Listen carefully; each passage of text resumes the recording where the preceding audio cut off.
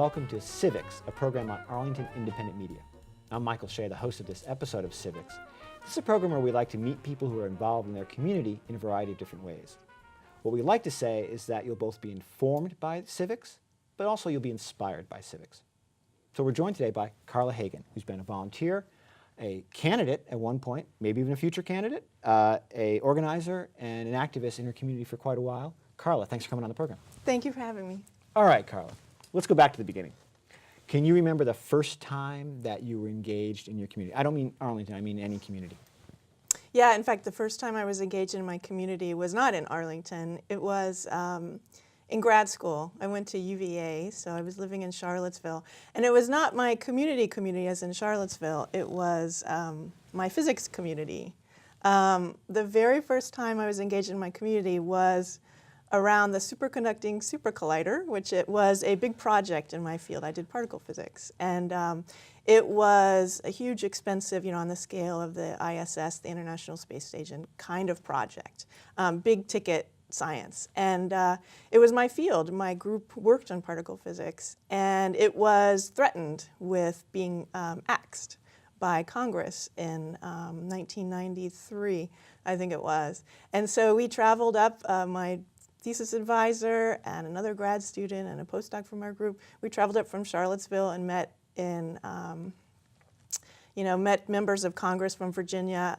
We met Jim Moran and Bob Goodlett, I remember, and Bobby Scott, and anyways, various people to try to explain to them kind of its impact on science, on science in general in the U.S., on science at University of Virginia, on our group, to try and kind of get it saved. Half of the money had already been put into it at that point.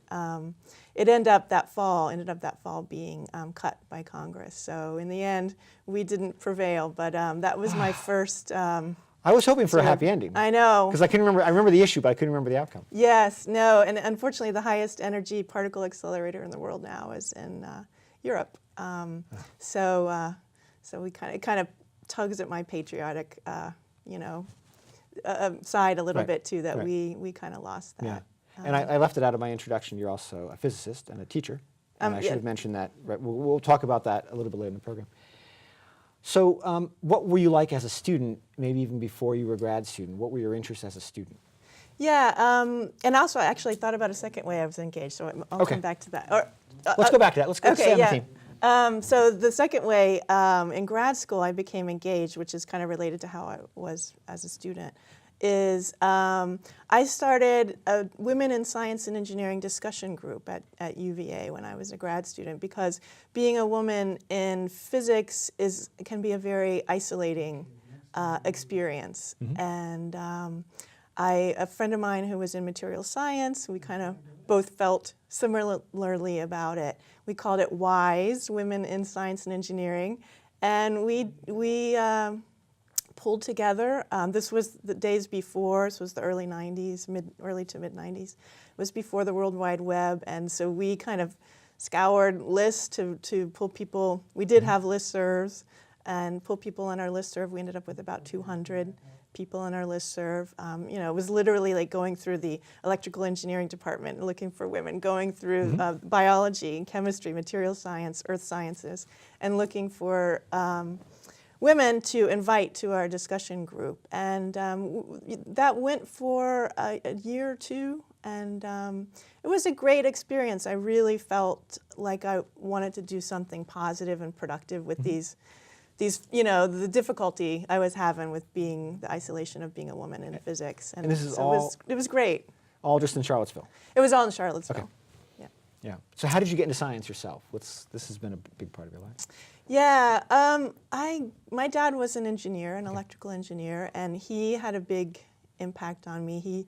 I remember him staying up late until midnight, which for him was extraordinarily late. He was an early to bed, early to rise kind of person. And he stayed up till midnight explaining to me how an oscilloscope worked before I had a lab the next day, because I didn't understand what was the point of an oscilloscope, and talked to me a lot about books he was reading about science and stuff like that.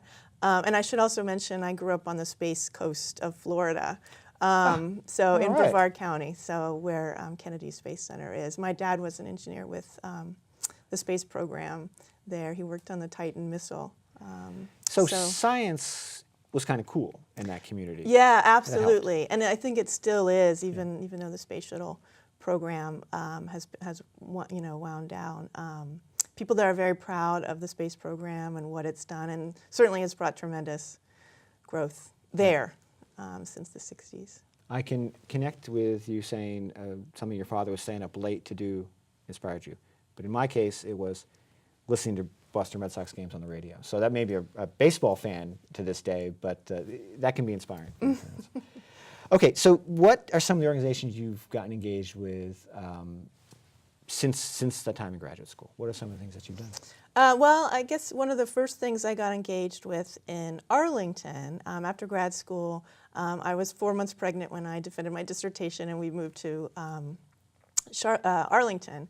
And it was really my kids, having kids and becoming a mom, that inspired me to get involved. And one of the first places I did it was through the Neighborhood Conservation Program, which is a wonderful program that gives bond money for small-scale construction neighborhood improvement projects. And it's citizen-led, and we were trying to get a sidewalk built on my block. And we did it 5 years later. It took 5 years of convincing neighbors and working through neighborhood conservation to wait until our project came up, and design and meetings with neighbors over the design of the thing and construction. So it took 5 years, but it was a wonderful project. And in fact, I've lived in 3 houses on that block since then, because after you invest 5 years in sidewalks, I guess you don't move. We were renters when I first started it. Yeah. We bought our first house in Arlington on that block, and a second house on that block. That's unusual. So yes, to be on the same block, I mean, that seems unusual. Movement, yes. I enjoy our sidewalk. That's the thing about the neighborhood conservation program. The funding, you're not fighting to get a commitment to funding, because the funding, at least for projects in the county, is usually there. But it's getting that specific project agreed to by the neighbors and making it work. And waiting your turn. Yeah, it is getting neighbor. And the person I worked with on that, my neighbor, who was affectionately called the mayor of 7th Street in my neighborhood, he had worked for years and years. In fact, when we moved in as renters, he approached us. Right. So he just talked to people and built support for the idea, and so he deserves a lot of the credit for sort of pulling people together on that. But yes. So what did you do next? What was the next area that you worked in? I guess it was PTA. My children, once they started school, I took on various roles in PTA, and enjoyed that. Enjoyed the people that I met. And then it was really ACI, the Advisory Council on Instruction. Right. We probably should explain that a little bit. I'm familiar with it, but maybe everybody watching the program is going to be familiar with it. The Arlington Public Schools has a very extensive advisory kind of system called ACI, Advisory Council on Instruction. Yeah. Made of various subject areas and different areas. So so how did you get involved, I guess? Because the PTA was looking for somebody to serve on the umbrella group. So there are committees of the ACI devoted to science, devoted to math, devoted to foreign languages, the arts, special ed, and so on. And a number of them, I think there are 11 of them.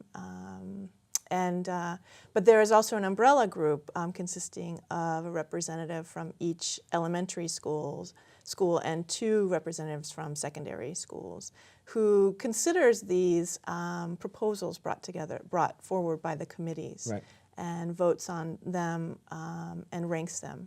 Right. And so it was eye-opening to me. I loved ACI because it exposed me to a wide range of issues from all those different committees, issues affecting preschool on up to issues affecting high school. I really enjoyed the perspective that ACI.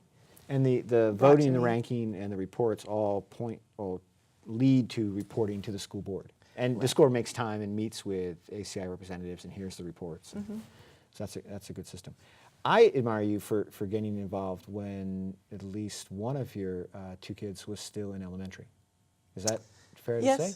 Because I have only really gotten involved with ACI after our son got into middle school. My experience was, as you move through school, the sort of the pull of being involved lessens, which makes sense. I mean, your child is getting older, your child needs less involvement, but you know, elementary schools in Arlington and probably a lot of other places, it's very easy for them to find ways, come on in, do this, we need help.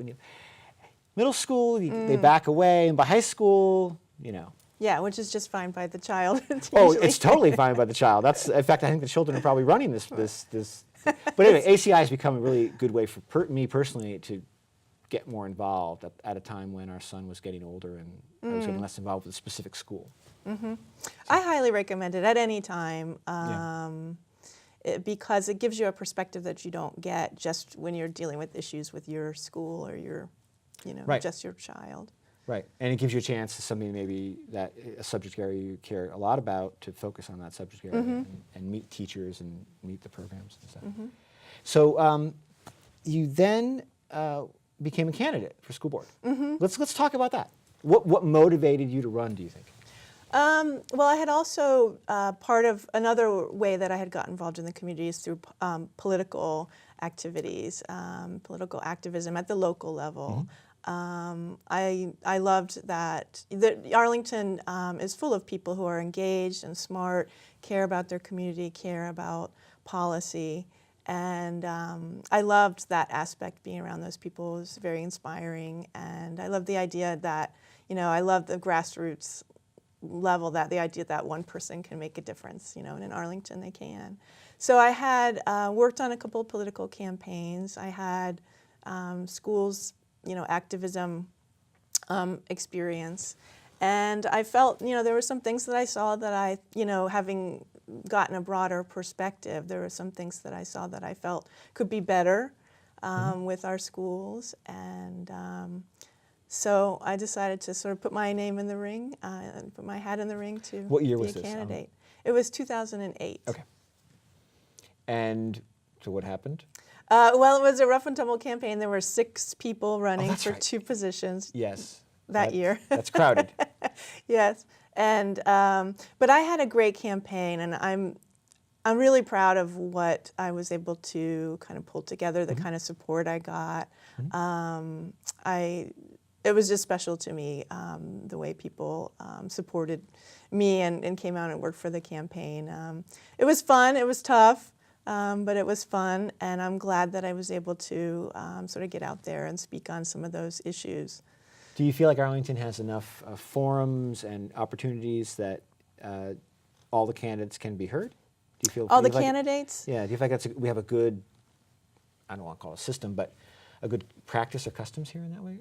I think so. Yeah. I think so. There were certainly a lot of opportunities in terms of debates. A lot of civic associations invite candidates, which I think is wonderful. Not all, but a lot of them do. Some of them even group together to sort of pool together and invite candidates for fora.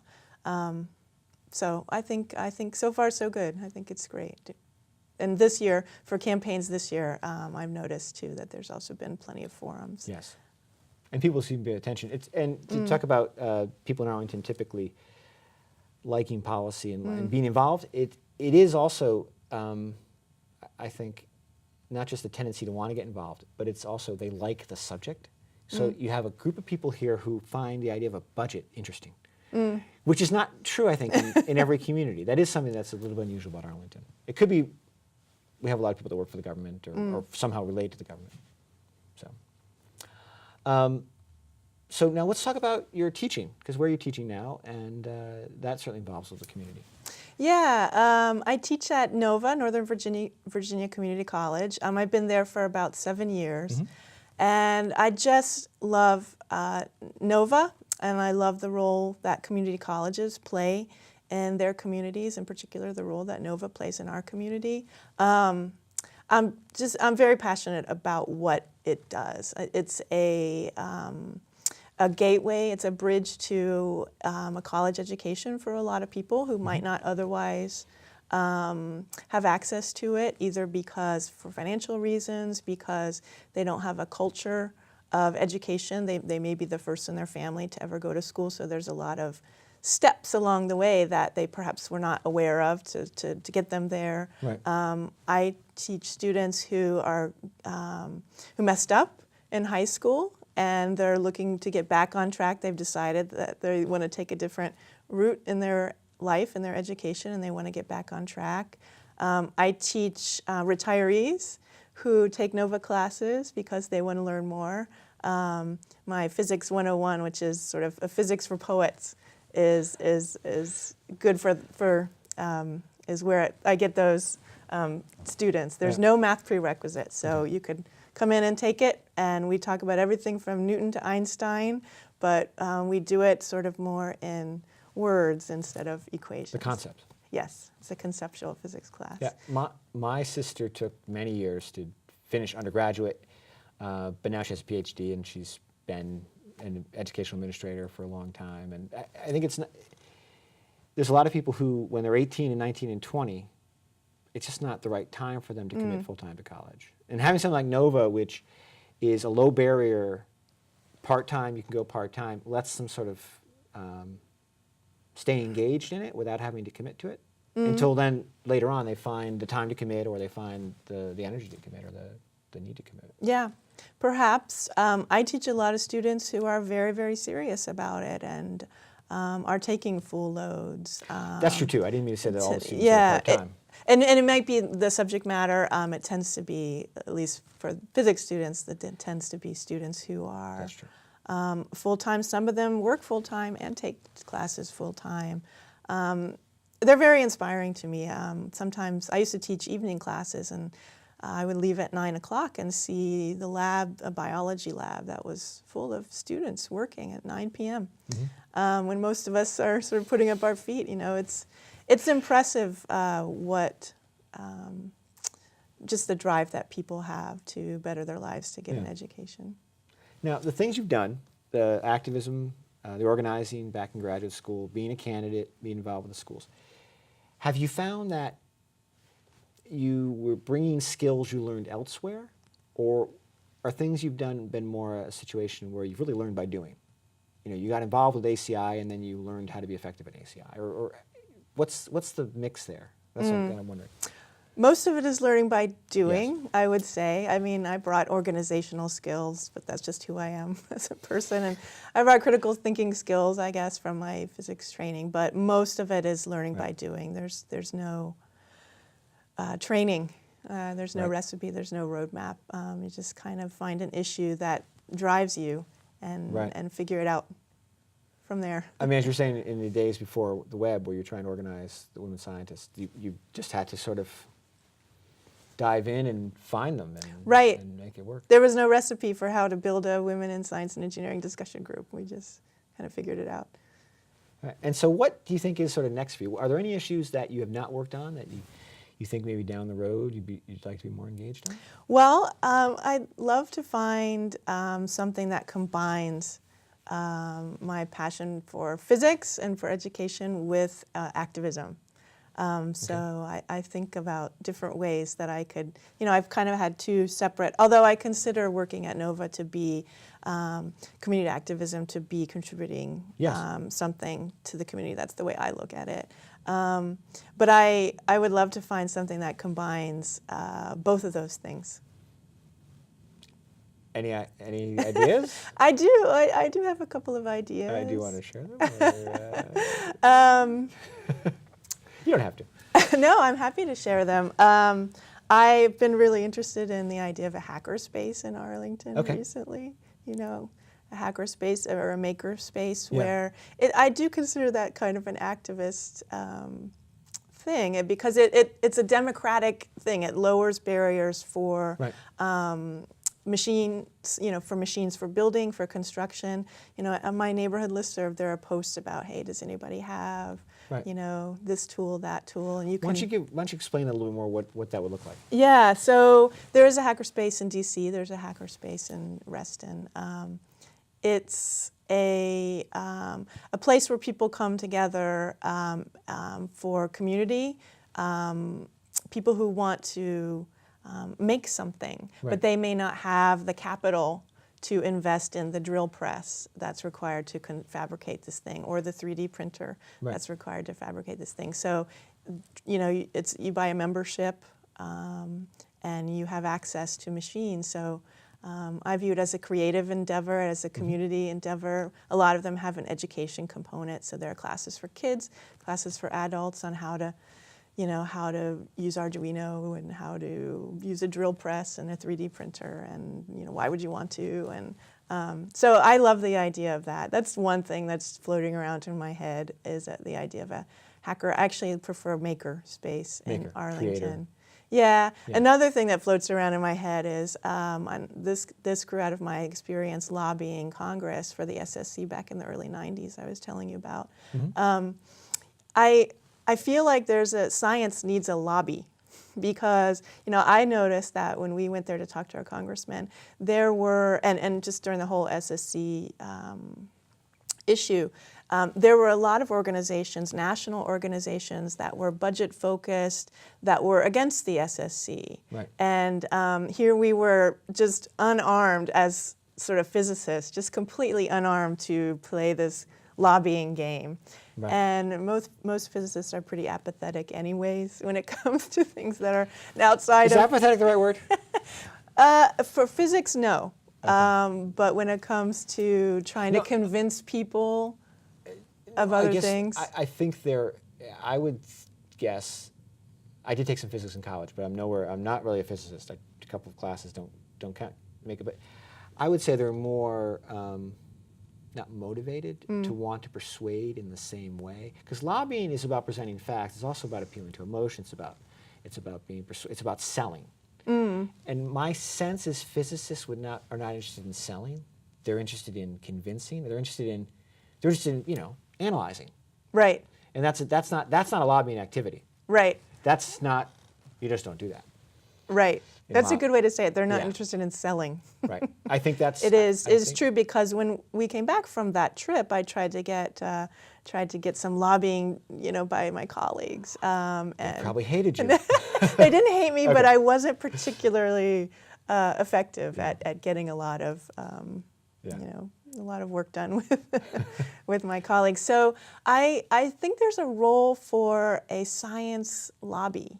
And these would be you know, people who care about science, who are educated about science, who can articulate the facts about science, but are also conversant in the game of lobbying, the political game, who are inclined to sell. Well, part of it is doing what you're doing by teaching this broad group of people. It's finding a way that science is not such a seen as a barrier or a divide.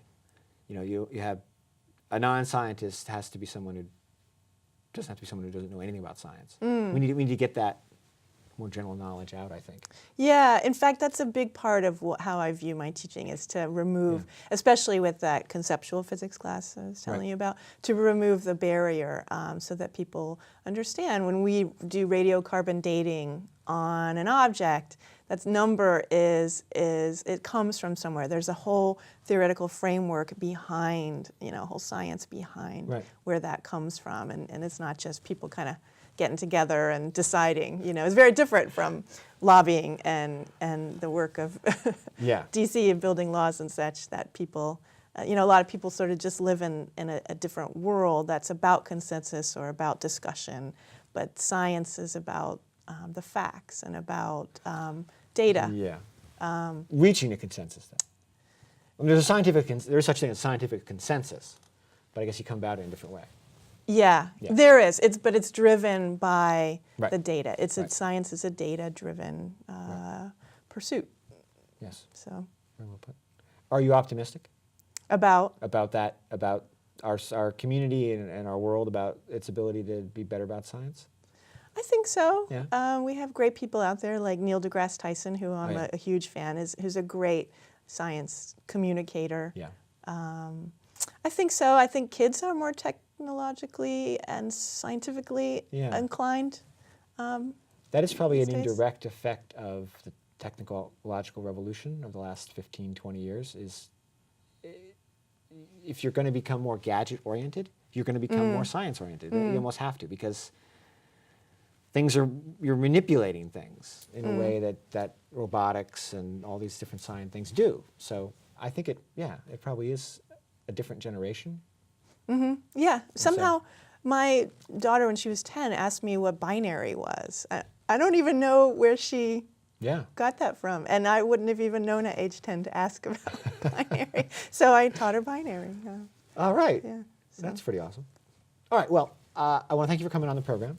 It's been a very interesting conversation. I hope we can, we talk about a hackers. A makerspace, I would call it, yeah. This Arlington Independent Media, in some way, in terms of media production, is a maker space. We keep the barrier low, people can come in and produce their own stuff. So let's get you in here and do some science programming. All right, we'll figure it out that way. Okay. You're busy, I know you're busy. Karla, thank you for coming on the program. I also want to thank our volunteer crew here at Arlington Independent Media. We've had Heff Munson on camera. We've had Hilary Freer and Steve Cordle in the booth. Great volunteers as always. But most of all, I want to thank Karla Hagan for working so hard to make your communities better places to live. Thank you. All right.